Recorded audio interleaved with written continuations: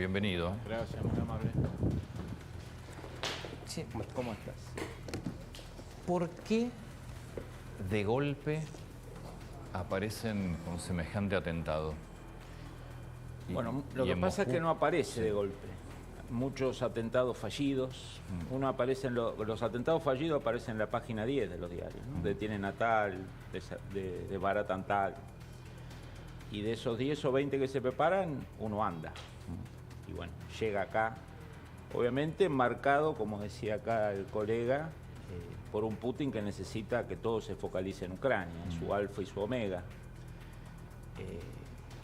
Ahora, cuando uno rastrea cómo la organización ISIS, este es el ISIS-K, como le llaman ellos, un ISIS que no es el originario de Irak y de Siria, sino que básicamente opera en Afganistán y el Cáucaso, mucho más ligado a Rusia en su pelea por la historia de Afganistán, el Cáucaso, que lo de Siria e Irak, donde sí Rusia tuvo un gran rol en destruir el anterior ISIS, básicamente en Siria, sangre y fuego, arrasando lo que había delante.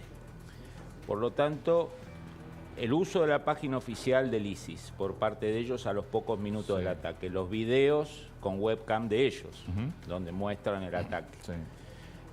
Lo que no cabe duda que el ataque C es del ISIS-K y que es un logro, digamos, el atentado terrorista es poner al ISIS como diciendo entramos a Moscú, quemamos un shopping, matamos a 120 personas, después que digan que fueron los ucranianos, la CIA, nosotros lo hicimos, ¿no?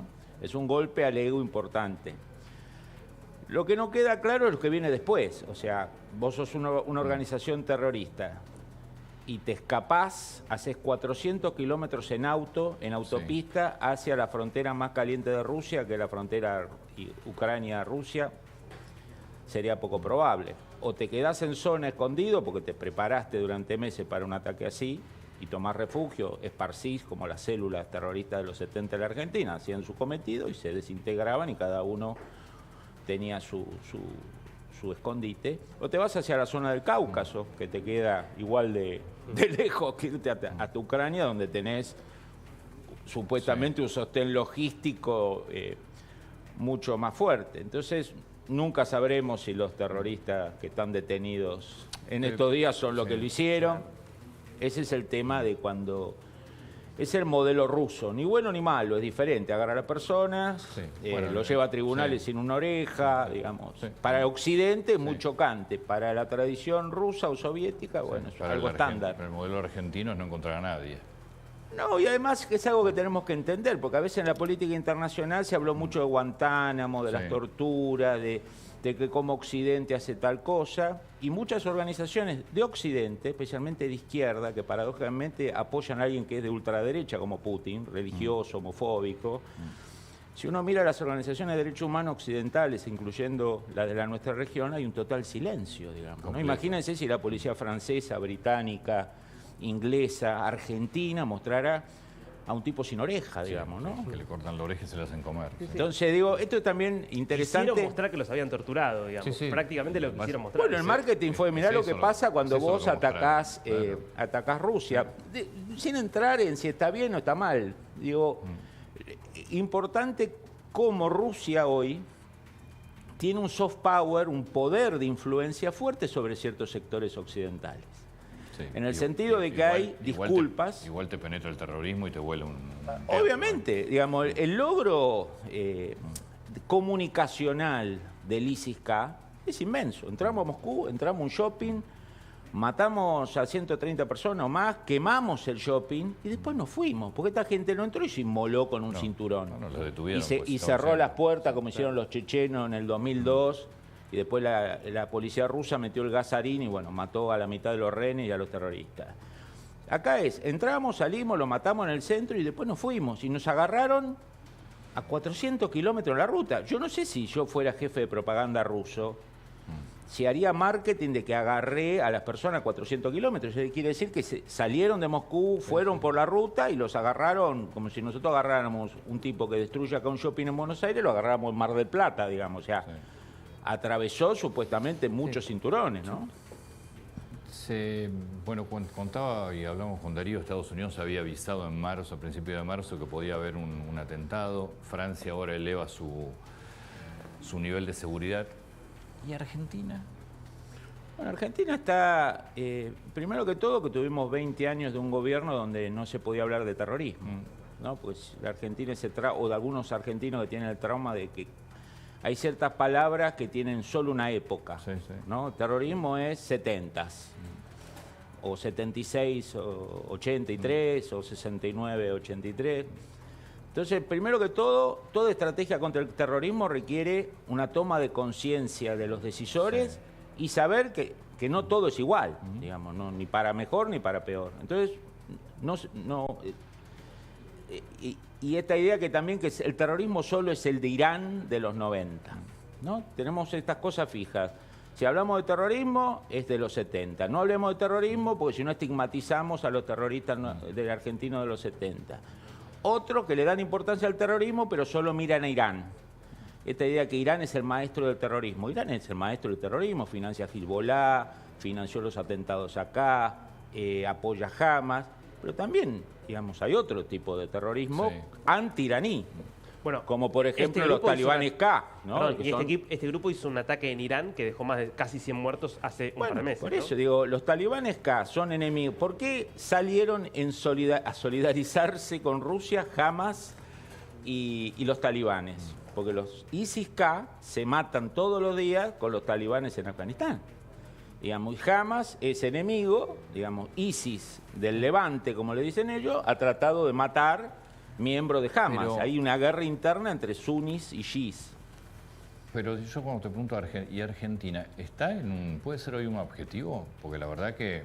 No sería un objetivo muy relevante de estas organizaciones sunis fundamentalistas islámicas, porque ellos tienen una idea mucho de califato territorial. Esta idea de recuperar lo que fue nuestro, ¿no? Por eso si uno agarra los mapas de Al Qaeda o del primer ISIS, llegamos hasta España, digamos, ¿no? No tenemos que remontar al andaluz. No tenemos que remontar al siglo XV. Entonces puede pasar.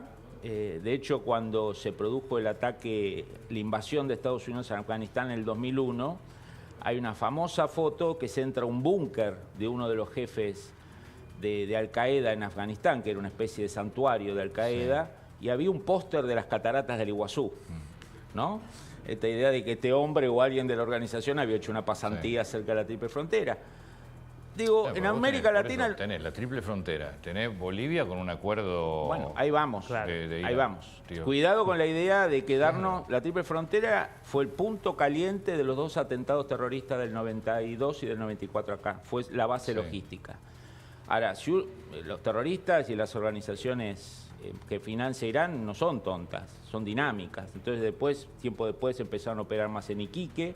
Y hoy si uno tiene que buscar un territorio donde está presente Irán, claramente Bolivia, con pasaporte, con documento, que es un gran problema de seguridad nacional para la Argentina, para Brasil, para Paraguay, para Chile y para el propio Estados Unidos, porque es todo un tema de organizaciones iraníes, Estado iraní, hidrovía, droga boliviana. Es un paquete que creo que hay agencias en la Argentina y en la región que toman conciencia, pero me parece que la clase política argentina ha evadido el tema del terrorismo. Bueno, perdón, Fabián, pero vos tuviste detenidos ciudadanos iraquíes que estaban a final del año pasado merodeando la Embajada de Israel. En Brasil tuviste la detención de ciudadanos que venían del Líbano con aparentes vínculos con Hezbollah con la intención de cometer ataques contra blancos judíos en Brasil. Digo, evidentemente tenés un movimiento y entonces te quiero preguntar por esto último. ¿Las agencias de seguridad argentina tienen hoy la infraestructura para poder prevenir un ataque de este tipo? Bueno, lo primero que hay que hacer es jerarquizar y reconstruir la inteligencia. En la Argentina, inteligencia, volvemos al... Inteligencia es represión de los 70. No, los países democráticos tienen... Suiza tiene inteligencia, Holanda, Bélgica. Esta idea de que, no, inteligencia es oscuro. No, inteligencia funciona bajo control del Congreso y de los poderes establecidos. Después, si funciona mal o funciona bien, es otra cosa. Entonces, lo primero que hay que hacer es un gobierno que diga, sí, quiero tener un sistema de inteligencia serio y profesional, reclutar a la gente, ya convocar a los que a lo mejor fueron pasados a retiro y que tienen experiencia. Si uno mira la CIDE de antes y la CIDE de ahora, ha recibido, vos lo has seguido con noticias a lo largo de los 30 años, racias y racias y racias. No, y además ha quedado reducida a inteligencia de la política. Bueno, hacer campaña, la política o las internas, digo, nada más. hay que o la Comisión de Seguimiento de Inteligencia del Congreso o no funciona o funciona de manera partisana para perseguir a algún sector político. Entonces, primero que todo, lo que hay que reconstruir es el aparato de inteligencia de la Argentina. Hay gente capaz, gente con experiencia, la federal tiene su gente, gendarmería, prefectura.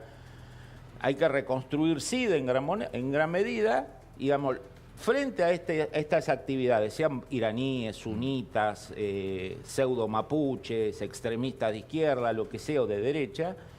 La protección que tienen los países democráticos, que no pueden hacer lo que hace Rusia, que agarra y, bueno, después si son culpables lo mata y si no, no. Esa cosa muy a los regímenes no democráticos. Bueno, son las estructuras de inteligencia. Una estructura de inteligencia que le avise al Estado de las actividades, que las prevenga y si no las prevenga, que los detenga, ¿no? Entonces me parece que lo primero que tenemos que hacer es, justo ayer el 24 de marzo, cada uno sigue con la agenda ideológica propia del 24 de marzo, pero que la dirigencia de todos los signos políticos, excepto los que quieran la destrucción del Estado argentino y que estén dentro del sistema, es, mirá, necesitamos inteligencia, necesitamos cooperación entre Policía Federal, Policía del Interior, CIDE. Bueno, es una tarea que al parecer empieza a haber algunos consensos ahora en la política nacional. ¿Qué buscan las organizaciones terroristas? ¿Qué es lo que quieren? Bueno, dependiendo de qué organización. Lo primero que todo lo que hay que entender es que el terrorismo es un método, no es un fin. Está claro. Sí. Entonces, lo primero que cuando uno lucha contra el terrorismo, que es muy difícil de lograrlo, Estados Unidos no lo logró en el 2001, es después de ese evento que te enoja, te trauma, te genera sed de venganza, de resultados rápidos, lo primero que tiene que pensar un decisor es qué quiere el terrorista, qué quiere que yo haga. Si yo hago lo que él quiere, tiene un triunfo estratégico. Por más que yo después lo agarre, lo mate, lo detenga. ¿Qué le sucedió a Bin Laden? Bin Laden hizo el ataque, su organización fue destruida, él murió, pero logró un resultado estratégico. El resultado estratégico fue meter una cruzada de Estados Unidos en el Medio Oriente, de barajustar el Medio Oriente, destruir el orden establecido, que cayera Gaddafi, que cayera Hussein, bueno, que Saddam Hussein. Entonces, lo primero que vos tenés que pensar es, primero entender que hay diferentes terrorismos. El ISIS quiere el califato en Irak y en Siria. El ISIS-K quiere el califato en Afganistán y en el Cáucaso. ¿El terrorismo es musulmán? No, el terrorismo hemos tenido, en la Argentina hemos tenido... Digo, estas organizaciones, son todo lo que estamos viendo ahora. Hoy todas las organizaciones terroristas, la única organización terrorista famosa del Medio Oriente que no tenía una matriz islámica era la OLP, que eran laicos, socialistas, prosoviéticos, Arafat, ¿no? Lo que hoy gobiernan, no sé por cuánto tiempo, Cisjordania, digamos, ¿no? Que están... digamos, eran en la Guerra Fría, iban a las reuniones de la Unión Soviética y sus aliados, estaban ligados con las guerrillas de América Latina. Pero fueron muy sobrepasados por Hamás. Desaparecieron, ¿no? Y OLP es como una burocracia del conurbano bonaerense, digamos, ¿no? Digamos, sin entrar en mayores especificaciones. Todas las que han aparecido en el Medio Oriente, Hezbollah, después de la invasión de Israel en el Líbano del 82, después Hamas en el 87, con ayuda de Israel para debilitar a la OLP, que en ese momento era muy fuerte. Después Al-Qaeda, después ISIS, después ISIS-K. Todas ellas tienen una matriz profundamente religiosa. Y en Yemen, bueno, que se hicieron conocidos porque están bloqueando el Mar Rojo, que son los hutis. En todas, si vos rascás, hay intereses geopolíticos, hay nacionalismos. Hezbollah es sunita, es irreligioso, pero también es libanés, ¿no? Digamos, en todos hay un componente nacionalista, pero la fuente de inspiración de la violencia religiosa. Fabián, ya que hablas de Israel y de OLP, etcétera, hablaste antes de la simpatía que hay en un sector de la izquierda, por ejemplo, por Putin. Se está viendo también una simpatía de la izquierda en Argentina y en el mundo por Hamás. Ayer se veía en la marcha del 24 banderitas palestinas. Esto y la locura que se desató después del 7 de octubre ¿te parece que crea un terreno propicio para que haya hasta un grado de simpatía incluso por organizaciones terroristas? A ver, lo que sucede en Occidente, que pasa en Estados Unidos y en Europa, ¿no? También. Y América Latina, como siempre, recibimos a veces tarde y distorsionado esas tradiciones. Es que hay una desconexión total, digamos, en una era de la hiperinformación, ¿no? Por ejemplo, el tema LGBT. Si uno va a Nueva York, va a ver marchas, obviamente no de la comunidad verdadera, de rectores más fuertes, radicalizados y movilizados, apoyando Hamas. Ahora, si uno entra a Google y pone Hamas, LGBT, lo que sale son las ejecuciones de los homosexuales en Gaza. Se los sube a un edificio y se los tira, ¿no? Esta idea de derechos humanos que viola Occidente. Ahora, si los viola Rusia, me callo, Sí. ¿no? Entonces, Occidente está viviendo, obviamente son ínfimas minorías, pero muy activas, muy movilizadas y con muchos recursos. Lo que en Estados Unidos se llama el movimiento woke, ¿no? Entonces, el movimiento woke apoya al que ejecuta a los homosexuales y después pide que las embajadas americanas tengan la bandera LGBT. ¿Cómo es? Movimientos feministas, radicalizados, minoritarios, ¿no? No digo el movimiento feminista en general, con pro-Irán.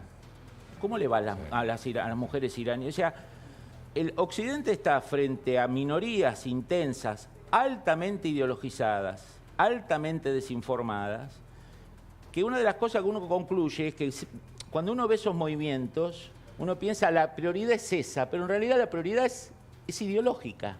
Por eso yo puedo marchar en Estados Unidos bajo la bandera gay a favor de Hamas, porque en realidad no me interesa tanto la sexualidad como yo creo que me interesa, sino que lo que priorizo es la lucha contra Occidente, la democracia occidental, la democracia capitalista. Y lo que pasó ayer, en algunos sectores, no todos, es que había banderas palestinas o anti-israelíes en una marcha de derechos humanos. Digo, ligar organizaciones terroristas con, primero, que no tiene nada que ver el 24 de marzo con lo que pasó hoy en Medio Oriente. Digo, pero estamos en una situación extraña, muchas veces incoherente, hipócrita, pero hay que tomarla. Es un hecho dado. Muchas gracias. Gracias a vos, por el tiempo, Antonio. por favor.